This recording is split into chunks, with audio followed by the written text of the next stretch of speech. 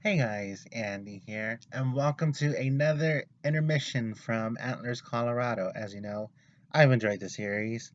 Martin, you're totally going to get copyrighted for the Dig Your Own Hole, as copyrighted by the Chemical Brothers.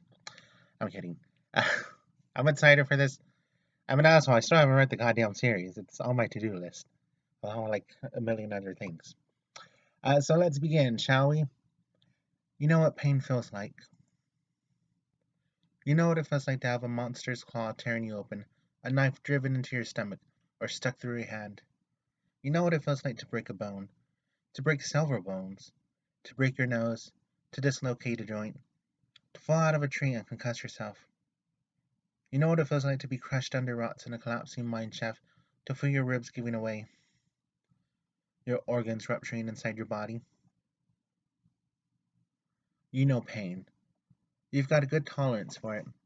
And in your opinion, the pain you're feeling right now is the worst you've ever felt. The first time you slip back into consciousness, you're sure you've died and gone to hell. You're no longer on the lawn. At least, you don't think you are. There's a hard, flat surface supporting your head and back, and fluorescent lights beating down on you as harshly as the sun ever does in Colorado. Your clothes are clinging to your skin, stuck down with sweat. Your arm must still be dislocated, because it feels like it's on fire, and too loosely tethered to your body to move right. Someone you can't see is gently wiping the area around your missing eye with a cloth that feels pleasantly cold and wet, the pressure of their fingers firm, but enough to create small blossoms of paint on your face whenever they massage you. You pass out again. The next time you wake up, someone is tipping the rim of a glass against your lips. You open your mouth obediently, still sure you're dead. Whatever's in the glass can't be worse than being dead. Water cold enough to hurt your teeth slides into your mouth, nearly gagging you. You feel something harder, something more solid, going down with it all of a sudden and cough. Every movement sending a new wave of aches and pain through your body. The same fingers from before massage your throat, helping you swallow. You can see a figure looming over you, blurry, smiling, their teeth as shiny white as a fluorescent light. You try to hold on to consciousness longer, this time, but you can't. There's a sticking pain in your eye, the missing one. The next time you wake up, and the same wet cloth as before on your face. Your bad arm feels better. You're able to raise it, to try and touch your empty eye socket without much pain. But someone gently deflects your hand, pushing it back down towards your side. Try to stay still for me, the person above you says, their voice sounding miles away. You try to relax the muscles of your face, hastily drawing connections between your tense body and the little stabs of pain shooting through your eye socket. The relaxation doesn't help much, but it does carry you off back into a dark and dreamless sleep. The fourth and final time you wake up, you feel lightheaded, but more alert. The pain in your eye and shoulder are dulled, like you're feeling them through several layers of insulation. You find yourself still on your back, still staring up at the lights, the looming grinning figure from before now nowhere in sight. You wonder again if you're dead. Would your eye still be missing if you were dead? Is that how it works? I'm pretty certain if I'm fucking dead and something's missing from my body, I'm gonna know about it. You press your palm into the hard, smooth surface beneath you and start to sit up. As you do, you find that you know exactly where you are. In fact, you haven't left your kitchen. Hey, hey, whoa, a voice says from behind you, to your right and your blind spot. You feel a hand on your shoulder, another in the small of your back. Let's take it easy, no falling and bouncing your head off the counter, huh? You're on the strongest stuff I could find in any of your medicine cabinets, that's for sure. The more the person holding you talks, the more you recognize their voice. But with your head feeling the way it is right now, trying to remember a name is like trying to grasp a wisp of cigarette smoke. You lost a lot of blood, the person holding you up says. The hand in the small of your back releases. It's touch and go for a while there, but you should be right as rain in a week or so. Well, except for your eye. God, you could use a smoke. Abruptly, the person addressing you emerges fully formed from the shadow of your blind spot. Unfortunately, you recognize him. It would be hard to forget that face, especially so soon after you parted ways, even if Dallas's smile has a peculiar strained edge to it, and his hair is falling out of his pompadour in stiff locks that curl haphazardly around his face. You growl. Yeah, he agrees. Me. How, you ask, not feeling particularly up to the mental gymnastics that come with stringing together a question of 3 words or more. Oh, I doubled back after you'd all left to go back to the department. Someone had to make sure that tunnel got sealed up in case anyone snitched. Dallas grins wider, wolfishly. Your head is still spinning, but you try and hold on to every word out of his mouth, following as best as you can. After that, I just hung around to keep an eye on you. Lucky I did too, he pauses. Touchy subject, though, maybe. What with your brother's situation? As much as you hate to admit that Dallas is right, you really did catch a hell of a lucky break here. Part of you wants to believe that there's something cosmic, something beyond coincidence that placed Dallas in your path right when you were about to suffer a grievous injury. But maybe, just maybe, that's the painkillers talking. My eye, you say, lifting a hand carefully to your face to feel around your eye socket. There's a soft padded bandage covering the whole thing, taped in place. Predictably, it hurts more as you press on it, like a fresh bruise. Nothing I could do for it, Dallas says, but it came out clean, so your options for prosthetics are pretty open. So, long as you get to the hospital sooner than later, there's nothing around here that suit you as an orbital implant. So I just disinfected and dressed it for now. Fuck that, you say. I'll get an eye patch. It's all the same, right? Dallas laughs, looking a little taken aback. I guess so. Besides, you won't have to close your other eye to see Ghost Cur anymore. Right? Fuck's sake, if I had to. Even if I fucking lost vision, I'd still somehow see ghosts. Uh, Why don't you just take me to the hospital? We ask him. Well, he says, there's still the matter of what to do about him, isn't there? He casts a meaningful gaze towards the kitchen's back door, towards Abbott's headless corpse, sprawled in the grass. Oh, you say, I guess we should deal with that. My thoughts exactly, Dallas says. How? That depends. He raises an eyebrow. How keen are you with on no one ever finding out? Why are you helping me, you ask? Might as well get the big lingering question out of the way before you get into the nitty gritty. Dallas shrugs. I've got nothing better to do. You don't believe him, but it's better than nothing, and it's not exactly blatantly untrue. You'll get the real answer out of him sooner or later. But seriously, do you want to get rid of him the standard way or the foolproof way? Foolproof all the way. Come on, we're gonna fucking throw him in acid. And the foolproof way? Alkaline hydrolysis. Mix lines of boiling water, melt the body down in the tub, at least behind a bone residue, but you can get creative about how you want to get rid of that. It's basically ashes, right? That way sounds best. All right, Dallas says, grinning and practically bouncing in place, like this was the option he wanted you to choose all along. Let me run to my office and get a few things. I'll be back in 30 minutes tops. Try not to pass out again. You're going all the way back to the underground, you ask, but he's already out the door into the backyard, disappearing into the shadows. And then you're alone. Time feels slower than usual. Again, probably the painkillers. And you convince yourself more than once that Dallas probably isn't coming back. He's got no reason to care about helping you deal with Abbott's corpse. Then again, he had no reason to stick around and give you medical attention, but he still did. And if he was watching the whole time, he could have stepped in and stopped you from killing Abbott. Or helped Abbott kill you, but he didn't. Granted, he didn't help you either. But you did pretty much hold your own in a fight against a literal monster. You look out the sliding glass door just to make sure Abbott is still there. He is. You hop down off the counter, finally, and make your way down to the door, leaning against the kitchen cabinets and countertops as you slowly find your footing. You step out onto the porch, breathing a deep lungful of humid air. Lowering yourself into a lounger, you wince at a pain that shoots through your ribs.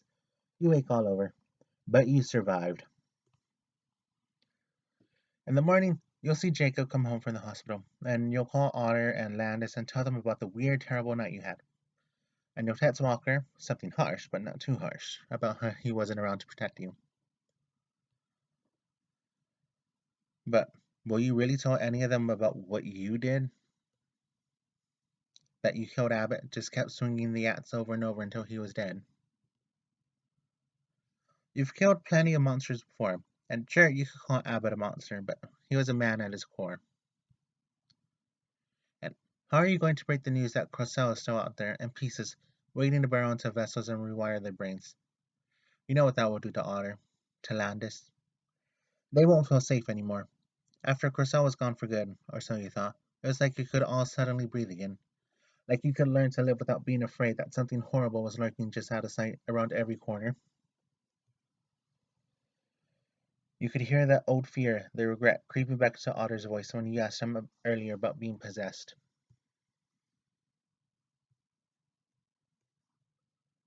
And Landis, there's a reservoir of rage inside of him. Maybe even worse than the one inside of you. You saw it when he was fighting in the arena of hell. They'll feel like you all have something to do about it, to find the fragments and destroy them. But there's no way to sniff them out. You couldn't sense another presence inside of Abbott until Crossaud decided to reveal himself. Trying to find the fragments on your own would be like grasping for an invisible needle in a burning haystack. It's not that you don't want to hunt down the last remaining bits of Crossaud and utterly destroy them. It's that you don't even know where to start. You're not even sure the one inside Abbott is permanently taken care of, although you didn't see anything get to its body even after it changed back to normal. Nothing like the gray shape that came out of water before Crossaud was shattered and scattered to the four winds. If you had to guess, you would say that the fragment that was in Abbott is probably out of commission. There's a loud thump as an odd black shape flies over your neighbor's fence and lands in your backyard. You startle up and you startle up and out of the lawn chair, springing to your feet. Adrenaline is flooding your body again, your heart hammering against your rib cage. You eye the axe lying in the grass and try to estimate how quickly you can dash for it and pick it up. Then something else hops over the fence. A person, Dallas. You take a breath as he picks up the black shape, what you realize is a doctor's bag, and heads over to you. Given that you agreed to this, he says without even agreeing, I assume you have a bathtub somewhere. Yeah, you say? There's one upstairs. Actually, there are two. One in the bathroom across from your room, and one in the bathroom connected to Jacob's room. But you aren't even sure you want Jacob to know about any of this, and even if you do tell him, you're pretty damn certain he wouldn't like you just having a corpse in his bathroom. Perfect, Dallas says, and presents you with the doctor's bag. Take this and put a kettle on for me. Or how many kettles do you have? No idea. Well, put on as many as you have. Mix a little of the lye in the bag into the water before you start heating it up. Just fix them out and be as generous as you want.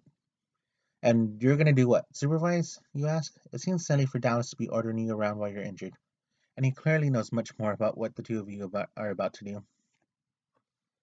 No, he says, as though the answer should have been obvious all along. I'm going to be moving the body. Do you have any plastic wrap? Plastic wrap? To cover his neck with, so it doesn't bleed all over your house. Right. You try to remember if you saw any plastic wrap on your hunt for the bread knife. Probably in the pantry. Aces, Dallas says, and scoots past you into the kitchen. By the way, he says, as you're shaking the powder lye out onto the two tea kettles you managed to dig up, he's unspooling an almost comedic amount of plastic cling wrap from its rolls as he talks. Tears it off once he looks satisfied with the length. You're gonna want to wear one of the masks in the bag once we get started. It'll smell pretty nasty. You've done this before, you say, trying not to sound too accusatory. I have not, but I know enough about the human body to know that when you melt one down, it's gonna smell. Right, you say, and force yourself not to turn around to look as he walks back outside to drag Abbott's body in. You stare at the two kettles, listening to the sound of Dallas's shoes clicking their way across the kitchen floor, then out into the foyer, then up the stairs. A quick glance at the clock on the stove tells you that it's been nearly 3 hours since the fight in the yard. Abbott's body is probably rigid with rigor mortis by now, which explains why Dallas seems to be walking it so slow. You don't envy him the task. Can you grab the head? Dallas calls down the stairs. Your stomach turns, recalling the luminescent green eyes, the tongue proboscis snaking out towards your face. Sure, you say loudly and step away from the stove. Marnie? Marn! I think it's broken. There we go. I didn't want to go. Abbott's head is lying on its side in the grass, cocooned in cling wrap. The plastic near the ragged stump of neck still attached to the head is already soaked with blood, but not leaking. You picked the head up and took it under your arm like a football. Yep, that's the way to carry a head, not by the hair or anything. Just carry it like a football. Not weird at all. The kettles are whistling by the time you walk back into the kitchen, so you grab one in either hand and head upstairs. Perfect, Dallas says as you enter the bathroom. He's already wearing a mask over his nose and mouth, the sort of respirator spray painters use. Not a surgical mask like you imagined, and hands you one of your own. You aren't sure how you got them out of his bag without you seeing him. Here, I figured you'd forget to grab it. Thanks, you set Abbott's head and the two kettles down on the floor next to a large bathtub, and slide the mask onto your face. You notice Dallas has cleared away all of the toiletries around the rim of the tub, shuttling them all over to the counter with the sink across the room. It's an odd, thoughtful gesture that you might not have expected from anyone else helping you disintegrate a body.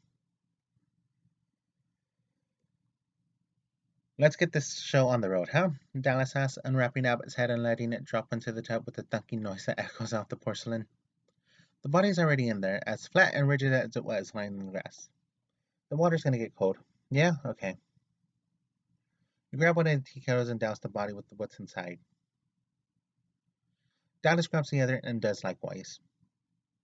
For the next half hour or so, you think, you barely have time to check the clock. You mostly run the kettles up and down the stairs, refilling them with water and lye, boiling them in shifts so that one's always ready to go.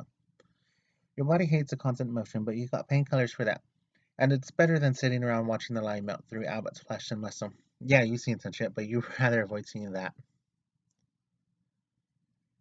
Dallas doesn't seem to mind keeping watch over the body, but he doesn't seem particularly giddy about it. Not like he did when he was convinced he could melt Abbott down. If you had to judge, you'd say he looks a shade paler behind the mask than he did before. He doesn't even seem to be watching the body that much, looking at you like you're a welcome distraction every time you come back with the kettle.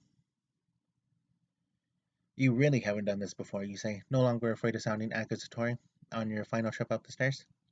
Nope, never even killed anyone before, if you can believe it.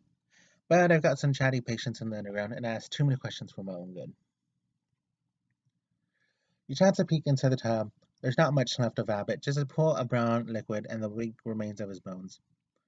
You pour the kettle in your hands over the rest, washing the liquid down the drain. Some of the bone dust goes as well. You can probably get the rest just by turning the faucet on full blast.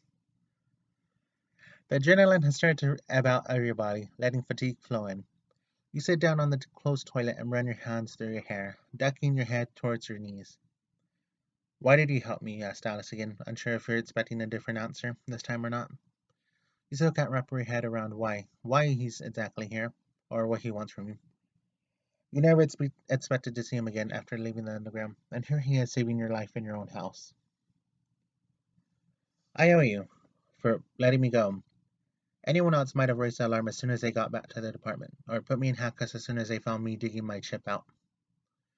You're the one who convinced me not to do that, you said pointedly. Right, but you didn't have to listen to me. So what, you followed me all the way here because you owe me? Dallas unstraps a respirator from his face, his eyes dark. His hair is completely undone from the pompadour now, hanging limply in his face. I don't like that, he says, and there's an icy edge to his voice that you haven't heard before. But then he grins at you, suddenly less cold, or just covering it up. Besides, I figured you'd need the favor I owed you sooner than later, with Abbott going around stabbing people. I couldn't have predicted him turning into a monster, of course, but I don't know that anyone could have. He turns his back to you, twisting the faucet on and letting the water wash what's left of Abbott down the drain. Thanks, you say, standing up from the toilet. You don't really have to stick around. Dallas laughs. Well, let me take that hand and be out of your hair. Take your respirator off and hand it to him, coughing a little as you do so. The smell of ammonia is strong in the bathroom and in the hall too, as you both step out into it. You'll have to open a bunch of windows to air out the second floor before Jacob comes back from the hospital. I can see myself out, Dallas says over his shoulder as he trots down the stairs towards the kitchen. Just lock up after me. Wouldn't want any other unexpected visitors tonight. He laughs again and then that's out of sight. You make a mental note to talk to Jacob about getting the locks, all of them, changed as soon as possible. And maybe getting one of those automated security systems with an alarming keypad. You sit halfway down the stairs, waiting to hear the noise of the heavy sliding glass door shutting before you go back into the kitchen and lock it. The loaf of challah is still on the floor, but you don't really feel hungry anymore, so you just trash and head up to your room. The ammonia stench isn't so bad once you shut your bedroom door. But you open a window anyways. The sky's a little lighter outside than it was before. Not quite sunrise, but verging on it. It occurs to you for the first time that you're still wearing the dirty blood and dirt stained clothes that you fought Avid in, and haven't showered since the fight either. You don't have the energy to shower, so instead you strip out of your clothes and put on an old, oversized band t-shirt before sliding into bed. Almost predictably, the second you're under the covers, it's harder than ever to sleep. You crawl up into a tight ball, first squeezing your eyes shut and then desperately staring out the window as the sky gets lighter and lighter. There's no adrenaline left in your body anymore, but the fatigue is gone as well, leaving you empty. You try to take deep breaths, relax, and start willing yourself to sleep, but instead, you breathe in exactly once and start to cry. It's embarrassing, but not for the reasons most people think it's embarrassing to cry. It's embarrassing because you should be crying about the fact that you just killed someone in self-defense. But instead you're crying from frustration at how exhausted you are and how goddamn hard it is to get to sleep. Your face feels hot and your arm aches underneath you, and thinking about that makes you cry even harder, your body shaking with the force of your sobs. Austin? A voice nearby asks, almost as soon as you throw the covers up and over your head to block out the sunlight. It would startle you if you didn't recognize it immediately. If you weren't used to having to recognize it without pairing it with a face. Yeah, Dad, you say, and sniffle, hoping it's not too audible. I couldn't find you. I thought you'd still be at the department working. He sounds worried. It must be obvious that you're crying. Damn it. I've been here a while. What happened? He asked, and you felt a cold gust of air as he moves closer to you. You consider telling him everything. You want to, but you don't have the right words for it. You're too exhausted. I don't want to talk about it, you say, wiping your nose with the back of your hand. But can you just stay here for a little bit? I'll stay as long as you want, Richard says, without hesitation. Thanks, Dad. You let out a long, watery sigh, wrapping the bedsheets and duvet tighter around your body. If you close your eye and concentrate hard enough, it's almost easy to pretend that Richard is sitting on the bed next to you. A hand squeezing your shoulder, you cling to the feeling as your breathing evens out and your heartbeat slows. Eventually, everything you're imagining around you blends into dreams. And though you might not have expected it, you sleep better than you have all summer. The end. Yay! I think that is the conclusion to the Antlers Colorado series. Correct me if I'm wrong, Marn. I quite liked it. I still need to I need to fucking read the goddamn series. Maybe Martin, I'll probably fucking read it during the summer. I promise. I'll read it because I'm going on a long ass trip. So I will definitely catch up on the series then. I quite liked it. I very much enjoyed Martin's writing. Um, as always, I fucking love the series. I'm always into spooks. Spooks is good. And I never want to be around in case the government ever catches Martin's fucking Google history. I mean, for fuck's sake. I'm pretty certain you Googled how to dissolve a fucking body. Am I right or am I right? No, but seriously, thank you all so much for watching this little series. I quite enjoy it, so I don't know if Martin's gonna do more installments. If not, let me know so I can fucking prepare and keep my goddamn Atlas thumbnail. I fucking deleted it like an idiot and I found it on fucking Google Images. So there's that. But as always, thank you so much for watching. I hope you stay tuned for what's coming.